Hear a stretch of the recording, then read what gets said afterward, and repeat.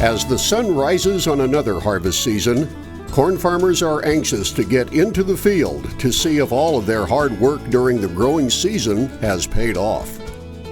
Farmers know there are no guarantees. Every year presents its own unique challenges, requiring careful preparation and planning to overcome them. In the spring, soil conditions must be just right before heading to the field.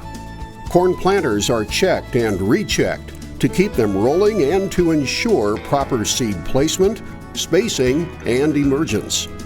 As the crop grows and develops over the spring and summer months, frequent scouting guards against yield-robbing pests and diseases, while constant monitoring maintains strong plant health.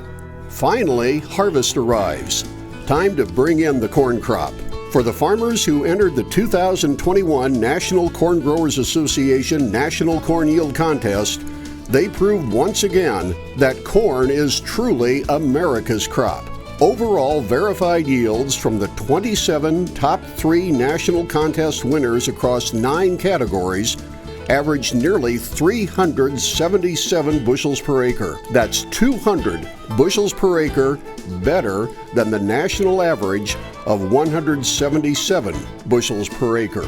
Remarkably, David Hula, Charles City, Virginia, topped all entries with a yield of 602 bushels per acre, the second time he has surpassed 600 bushels in the contest. Corn yields like these don't happen by accident. They reflect farmers' adoption of the latest precision ag tools and seed traits, data analysis, and production practices that allow corn growers to produce more with less, protect the environment, and improve the sustainability of their farms.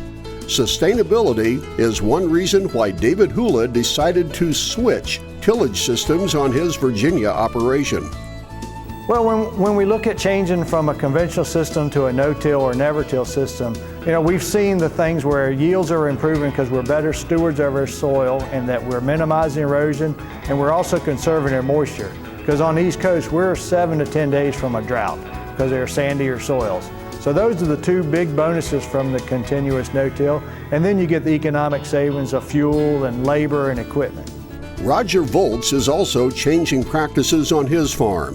A relative newcomer to the National Corn Yield Contest, he is already a state winner in the dryland conventional non-irrigated class. Volz started entering the contest to learn from other farmers on ways to improve his corn production practices. I entered this contest and I think it's made me a little better farmer by knowing a little more what the uptake of fertilizer and nutrients, how it gets done. My nutrient program has evolved in the last couple of years tremendously because I find that the nutrient needs to be there next to the seed or in close proximity to the seed in order to have a good uptake. And so, of course, we've changed that on all our acres. Hula also puts a high priority on fertility. Looking at our fertility program here at Wrenwood, we do a little bit of broadcast fertilizer like potash because we're trying to focus on our entire rotation. So we're doing a fair amount of potash in front of our corn crop, and then we're going to no-till wheat behind that, and then we'll double crop that with soybeans. So we'll fertilize for the whole rotation with potash.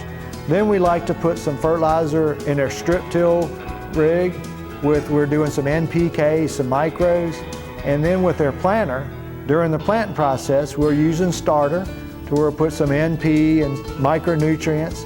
And now we're also putting some fertilizer like zinc in furrow.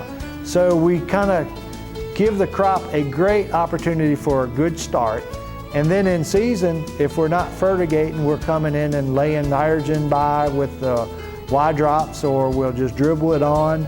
And then we add some sulfur and boron and pulling a lot of tissue samples to help us understand what the crop is needing.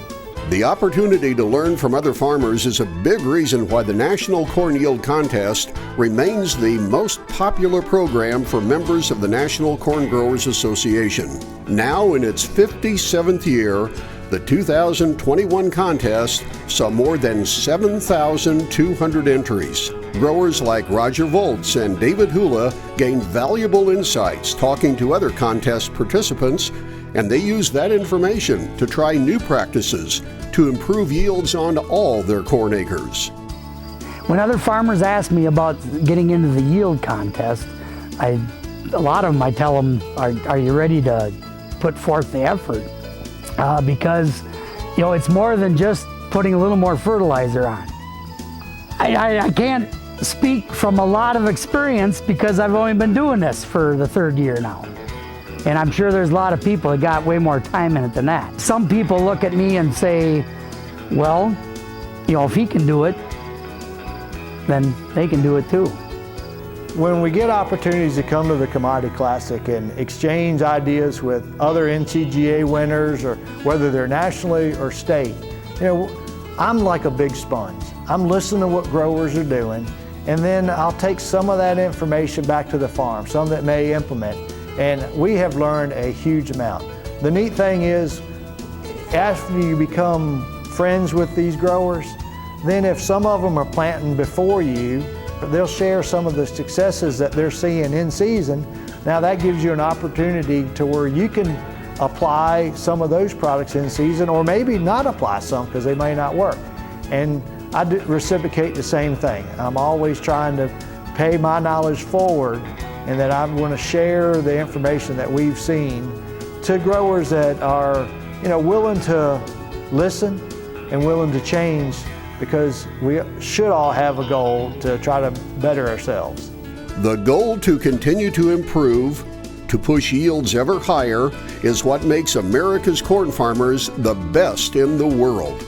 And thanks to programs like the National Corn Growers Association National Corn Yield Contest, America's corn farmers will continue to lead the way to feed and fuel the world.